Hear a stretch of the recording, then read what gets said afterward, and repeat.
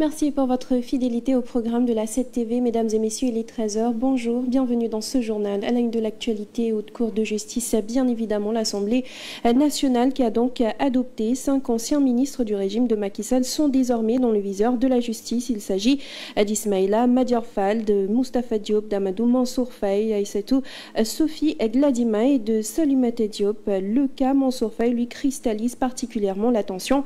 Nous en parlerons d'ailleurs en début de ce journal. Et puis, tragédie à Ngor avec l'effondrement d'un immeuble hier, un effondrement qui a coûté la vie à 2 personnes coincées sous les décombres. Une enquête est en cours pour déterminer les causes du drame. Et pour terminer, des nouvelles depuis le Vatican qui a installé le nouveau pape qui portera le nom de Léon XIV. Ce dernier a d'ailleurs tenu ce matin sa première messe dans sa toute première homélie. Il a déploré le recul de la foi au profit d'autres certitudes comme la technologie, l'argent, le succès et le pouvoir. Voilà tout pour l'essentiel des titres. Le développement, c'est tout de suite.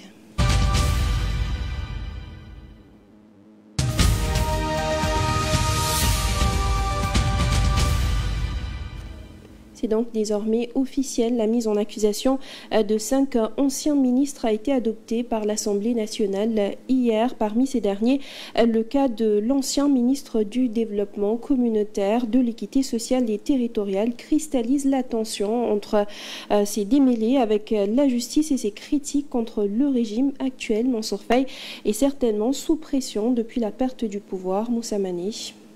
Il a toujours nié son implication dans cette affaire de détournement de fonds liés à la gestion de la Covid-19. L'ancien ministre du Développement communautaire, de l'équité sociale et territoriale est revenu sur l'affaire concernant les 399 millions de francs CFA utilisés sans justification. Dans le rapport, le vérificateur avait indiqué que son ministère a utilisé 399 millions de francs CFA tirés des fonds qu'il n'avait pas le droit d'utiliser. Et dans une longue déclaration rendue publique, Mansour Faye s'en prend vigoureusement à ce qu'il qualifie de manipulation de la part de certains responsables de l'actuel régime, en particulier qu'il accuse de travestir les faits. L'examen en séance plénière de la résolution portant mise en accusation de 5 anciens ministres du précédent régime, l'Assemblée nationale du Sénégal se penche ce jeudi 8 mai sur cette étape cruciale de la reddition des comptes. Si la résolution de mise en accusation est votée, elle sera transmise dans l'immédiat au procureur général par le président de l'Assemblée nationale. Ce dernier, pour saisir le président de la Haute Cour de justice et celui de la commission d'instruction,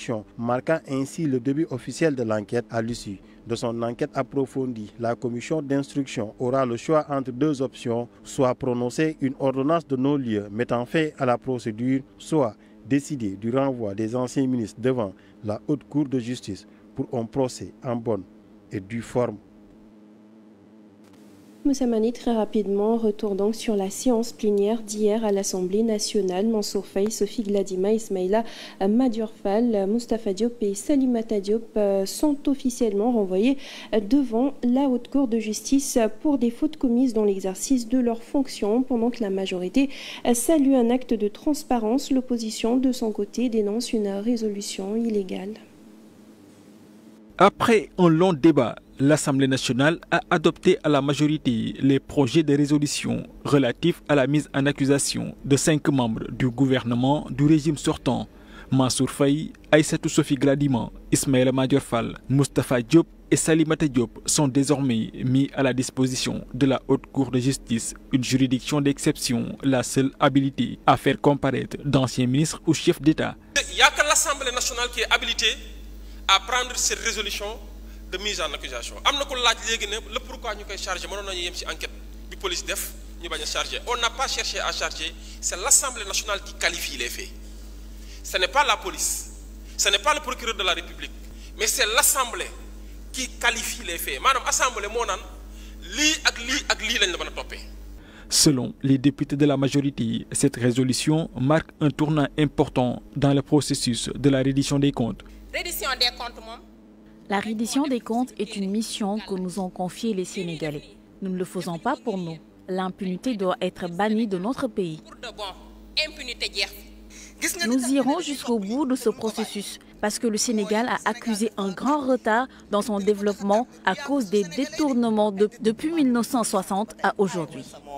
ayant voté contre cette mise en accusation. Maître Aïssata Tall Sall, présidente du groupe parlementaire Takku Wallu, a mis en avant certaines de ces irrégularités. C'est sur le fondement de tout cela, de ma conviction en la République que ces ministres-là ont inlassablement servi, de ma conviction en l'impartialité et en l'université de la loi, de ma conviction en l'indépendance des juges, que je dis que cette mise en accusation ne peut pas être votée.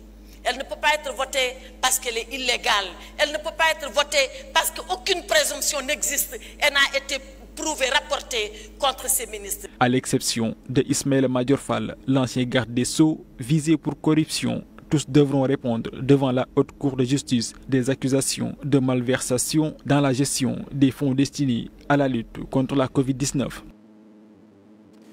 L'appréciation du vote à présent, les avis sont diversement partagés. Si les députés du parti PASTEF considèrent que cette démarche n'est qu'une suite logique d'une procédure entamée depuis le régime de Macky Sall, l'opposition parlementaire, elle parle de volonté manifeste de règlement de compte. Ils sont au nombre de 5 anciens ministres qui ont maille à partir avec la justice. Mansour Faye, Moustapha Diop, Aïssatou Sophie Gladima et Salimata Diop dans le cadre de la gestion des fonds Covid-19. Et Ismaïla Madior Fall pour une affaire présumée de corruption, bénéficiant ainsi de privilèges de juridiction. Il fallait passer par une première étape de mise en accusation. Mais ces résolutions de mise en accusation soumises au vote de l'Assemblée nationale ont été diversement appréciées par les députés. Président de la République Macky Sall. Les députés du parti PASTEF, les Patriotes, se dédouanent de tout soupçon. Selon eux, le rapport de la Cour des comptes précède leur arrivée au pouvoir. C'est Macky Sall lui-même qui a commandité le rapport Covid-19 qui soupçonne certains anciens ministres de détournement de deniers publics. Il faut donc que la lumière soit faite.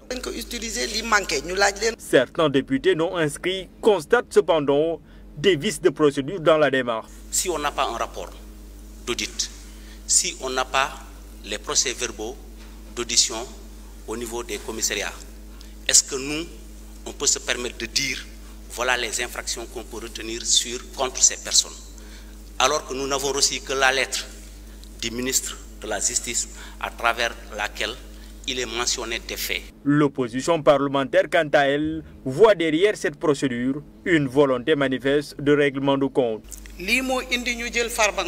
C'est par cette voie que Farba Ngom a été mis derrière les barreaux.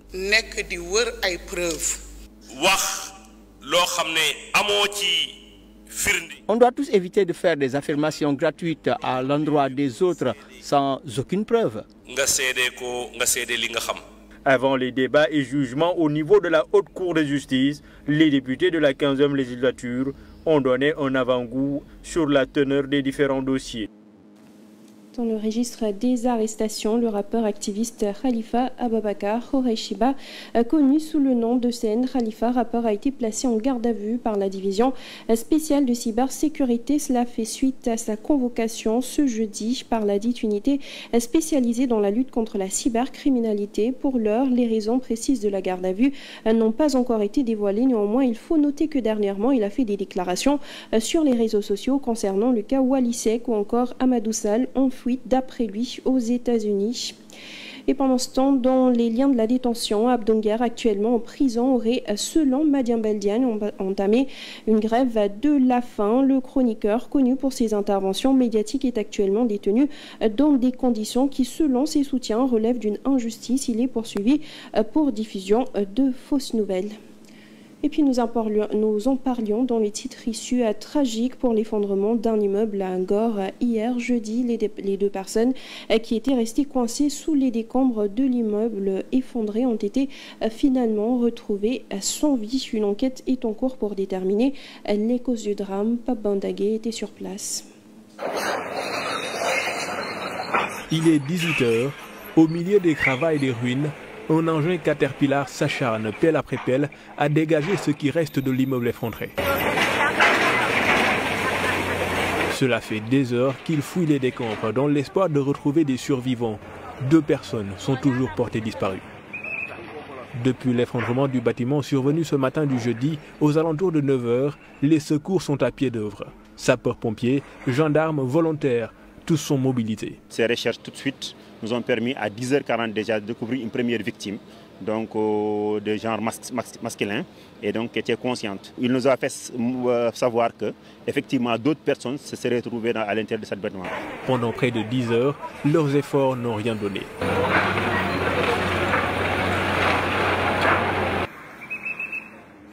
Il est un peu plus de 20 heures lorsqu'enfin les secours extraient 2 personnes des décombres. Mais l'espoir laisse rapidement place au chagrin. Les 2 victimes sont décédées. À 20h03, donc nous avons quand même découvert 2 corps sans vie, donc qui correspondaient parfaitement avec les renseignements préalablement donnés par la première victime. Les autorités confirment rapidement leur identité. Il s'agit d'un homme de nationalité étrangère et d'un résident local. Tout ce qu'on sait, c'est que le premier corps qu'on a retrouvé, il s'agit d'un ressortissant, je pense, français, du nom de Malik Senoussi. Et le second, c'est un Sénégalais, je pense, qui était le chauffeur, donc du nom de Modouba. Sur place, les proches des victimes sont inconsolables. Les scènes de détresse témoignent de l'ampleur du choc.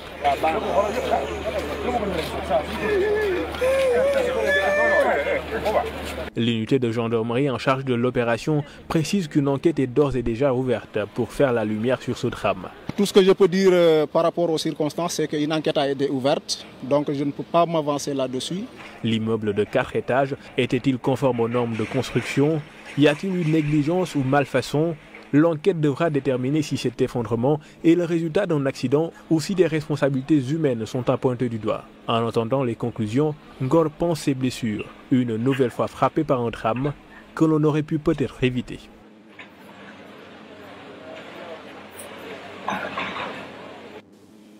En éducation, à présent, assainissement du secteur de l'enseignement supérieur, le ministre, le docteur Abdourahmane Diouf, a reçu hier jeudi les représentants de différents établissements privés. Un constat a été établi sur 298 universités privées. Ceux ne respecteraient pas les procédures, notamment 46% des établissements privés de santé. Le ministre de l'enseignement supérieur, de la recherche et de l'innovation annonce alors 2 mesures fortes. C'est une rencontre entre le ministre de l'Enseignement supérieur, de la Recherche et de l'Innovation et les représentants des établissements privés d'enseignement supérieur du Sénégal. Elle est d'une part axée sur la réglementation qui régit ces établissements, d'autre part consolider le partenariat entre l'État et le secteur privé. Entre autres problèmes soulevés par ces acteurs, l'habilitation et l'accréditation des structures de formation. On a 143 écoles qui n'ont aucun problème, 55 qui sont dans le pipeline. Finalement, la question de la régularité se posait sur les 100 restants. Au Sénégal, 298 universités sont recensées pour presque 90 000 étudiants. L'explosion des effectifs a ouvert la voie à une prolifération anarchique d'établissements privés d'enseignement supérieur, notamment dans le secteur de la santé, accusés récemment de décerner de faux diplômes. C'est pire dans les écoles de santé parce que 46% de ces écoles n'ont pas respecté les procédures. À la question de savoir le sort qui leur sera réservé, la tutelle répond sans détour. L'objectif, ce n'est pas de les sanctionner, mais c'est de voir avec elles, celles qui sont encore disponibles pour faire les efforts, pour revenir dans le système. Nous allons les aider à revenir dans le système. Autre question soulevée lors des travaux, l'épuration des dettes. Abdourahmane Diouf convoque les chiffres et promet de les éponger au plus tard au mois de décembre de cette année. La dette de départ était à 28 milliards, déjà payée. 18 milliards reste à payer. Globalement, 10 milliards. Et sur les 10 milliards qui restent à payer, nous avons budgétisé pour 2025 4 milliards. Afin de réorganiser davantage le secteur, le ministre de l'Enseignement supérieur invite les représentants à se retrouver autour d'une même structure faîtière. Autre annonce de taille, l'organisation prochaine d'un salon élève-bachelier pour aider tout étudiant à s'orienter vers son projet professionnel. La parole à présent aux travailleurs de Dakar Demdik, refus de paiement de leurs prestations familiales et d'accouchement. Le collectif des travailleurs de la dite société en colère contre l'autorité de la Caisse de sécurité sociale. Le dit collectif exige le paiement intégral de ces arriérés, ce qui est un droit pour chaque travailleur d'après eux, après des correspondances avortées ou sans réponse. Les travailleurs demandent aujourd'hui l'intervention du chef de l'État. Le collectif des travailleurs de Dakar Demdik est en colère contre l'autorité de la Caisse de sécurité sociale. Ils dénoncent le refus de paiement de leurs prestations familiales et d'accouchement depuis des mois. Voici aujourd'hui poser la question. Comme je vous l'ai dit, les travailleurs de Dakar Demdik, depuis 15 mois, ce qui constitue 4 trimestres ou 5 trimestres, n'ont pas reçu leur droit aux prestations familiales. Donc c'est un problème qui est récurrent à Dakar Demdik. Des employés qui cotisent à travers la part patronale de l'employeur et qui ne parviennent pas à percevoir leur droit aux prestations familiales. Nos épouses aussi ont souvent ces problèmes-là. Si vous allez à la caisse, nos épouses ont des problèmes pour percevoir le droit aux prestations familiales. Des correspondances ont été adressées à qui de droit. C'est toujours la sourde oreille au niveau de la direction de Dakar Demdik et de la Caisse de sécurité sociale. Ainsi, le président Diomaye Faye est interpellé. Nous demandons au président de la République de revoir le statut de la Caisse. Nous demandons au président de la République de voir qu'est-ce qui se passe à la Caisse. À chaque fois, on entend des détournements et que les travailleurs qui sont ici ne parviennent pas à percevoir leur droit aux prestations familiales. Il faut savoir que l'argent qui est à la Caisse, ça appartient aux travailleurs du Sénégal. Le collectif des travailleurs de Dakar Demdik envisage de se mobiliser le 13 mai devant la Caisse de sécurité sociale pour exiger le paiement intégral de ses dus. Et puis inauguration ce vendredi par la Banque mondiale de son nouveau bureau à Dakar, une cérémonie tenue en présence du président de la République lui-même. Ce dernier s'est dit réjoui de la convergence dynamique de réforme de la Banque mondiale et celle en cours au Sénégal. Ce bâtiment est l'illustration concrète de la nouvelle orientation du groupe de la Banque mondiale pour agir avec une cohérence renforcée et davantage de synergie entre ses différentes composantes, gage d'une efficacité améliorée au bénéfice des populations que nous servons. Je me réjouis particulièrement de la parfaite convergence entre cette dynamique de réforme et celle qui est actuellement mise en œuvre au Sénégal. Notre pays s'est en effet doté d'un nouveau référentiel stratégique pour l'élaboration et le pilotage des politiques publiques. Je veux nommer l'agenda national de transformation Sénégal 2050.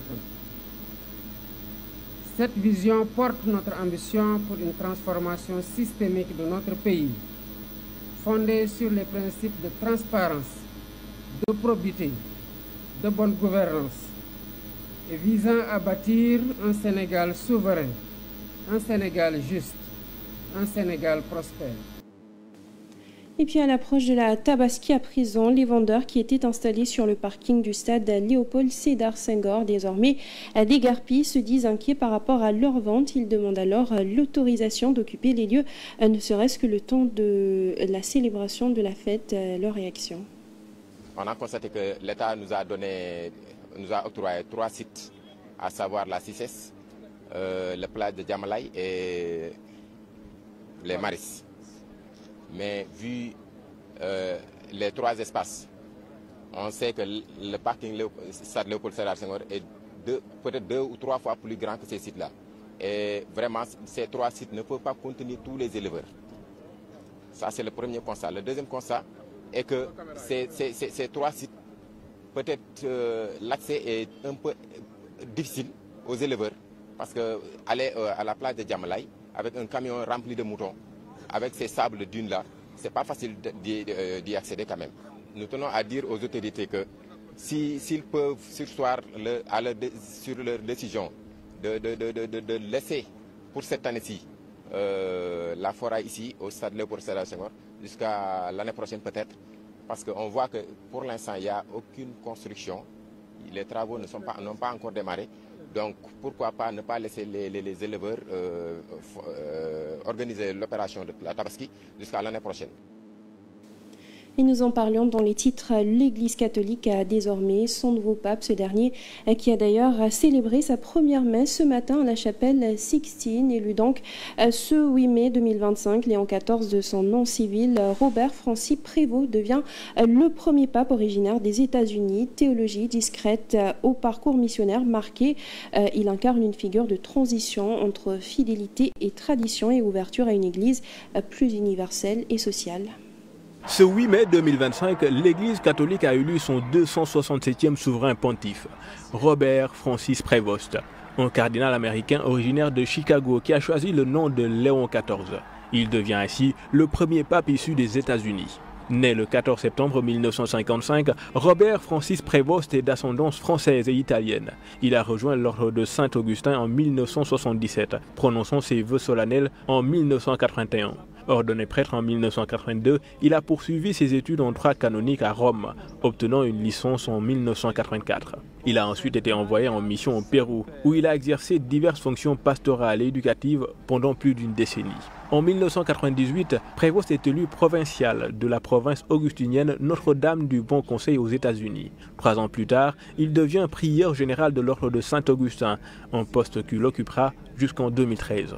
En 2014, il est nommé évêque de Chiclayo, au Pérou. En 2023, le pape François le nomme préfet de Dicaster pour les évêques, le chargeant de la sélection des évêques à travers le monde. Il est créé cardinal la même année. Suite au décès du pape François le 21 avril 2025, un conclave s'est tenu les 7 et 8 mai. Au 4e tour de scrutin, Robert Francis Prévost est élu pape, prenant le nom de Léon XIV. Son élection a été annoncée par la traditionnelle fumée blanche à 18h08, suivie de la proclamation Habemus Papam par le cardinal protodiacre Dominique Mamberti. Léon XIV est reconnu pour sa discrétion, sa modération et sa capacité à concilier des points de vue divergents au sein de l'Église. Son élection marque ainsi une étape significative dans l'histoire de l'Église, symbolisant une ouverture vers une gouvernance plus inclusive et mondiale. On termine avec du sport. Coupe d'Afrique des Nations de moins de 20 ans. Le Sénégal qui a donc validé son ticket pour le second tour de la compétition. Dos au mur, les protégés de Serine Salioudia ont battu la RDC 2-0 hier pour passer un grand ouf de soulagement pour tout le staff. Voilà, c'est un match, on en a fait une finale, donc il fallait passer par tous les moyens passés, parce que ça c'est important. Je pense que notre sortie ne nous permettait pas de sortir tout de suite. Mais on a eu à mobiliser les ressources nécessaires, on a eu à beaucoup discuter, on a eu à essayer de récupérer les gens. Donc c'est ça en fait qui a fait qu'aujourd'hui, voilà, on est là pour continuer plus ou moins l'aventure. Je pense que c'était important qu'on connaisse cette maîtrise du ballon. C'est une équipe qui défend en bloc mais qui n'est pas structurée. En plus c'est une équipe qui laisse beaucoup d'intervalles. Donc c'était important pour nous, voilà, d'avoir des joueurs au cœur du jeu.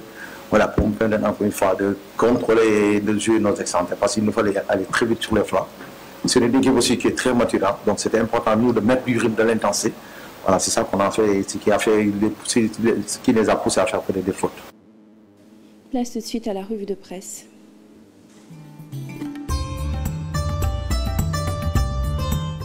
Bonjour. L'effondrement d'un immeuble à Ngor fait la une des journaux paru ce vendredi. Enquête signale que selon certaines informations, cet affaissement serait causé par des défaillances dans la construction du bâtiment.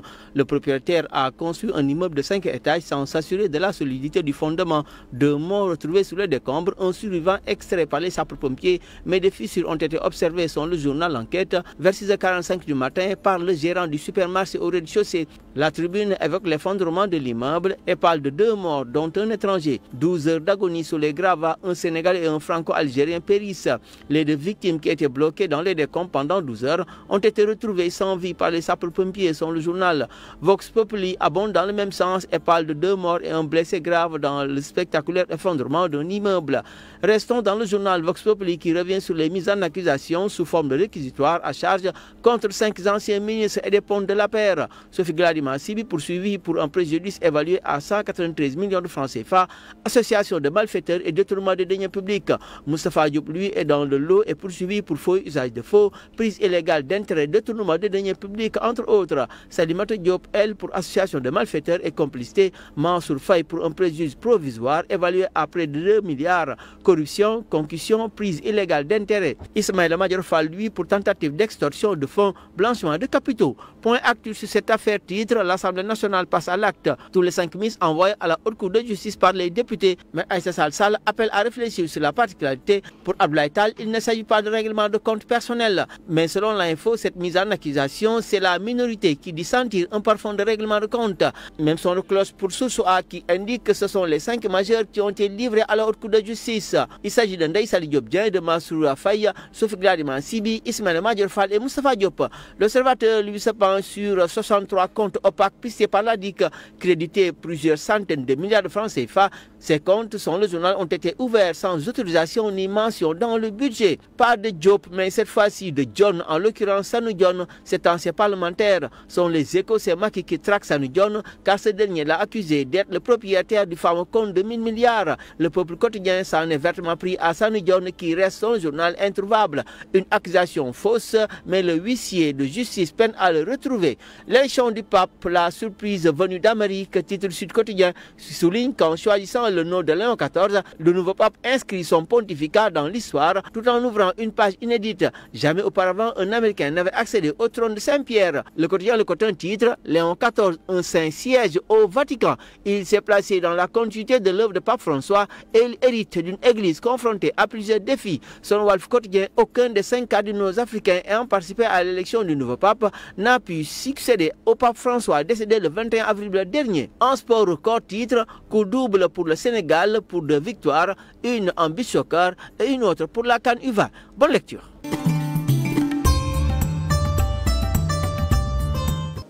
Et c'est la fin de ce journal. Merci à vous de l'avoir suivi. À 14h, vous avez le Wolof. Merci, bonne suite de programme sur la 7 TV.